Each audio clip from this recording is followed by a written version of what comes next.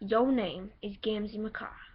You get pretty excited by clowns of a grim persuasion which may not be in full possession of their mental faculties.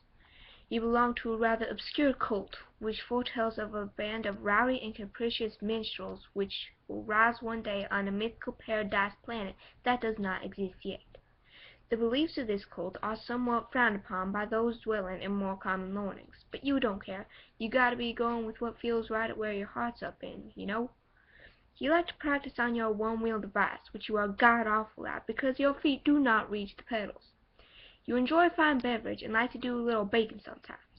You've got all these horns all over the place, and sometimes you step on them and scare the crap out of yourself.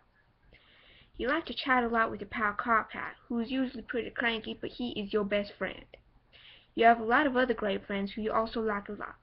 Your troll tag is terminally capricious, and you speak in a manner that is just a little bit whimsical. What will you do?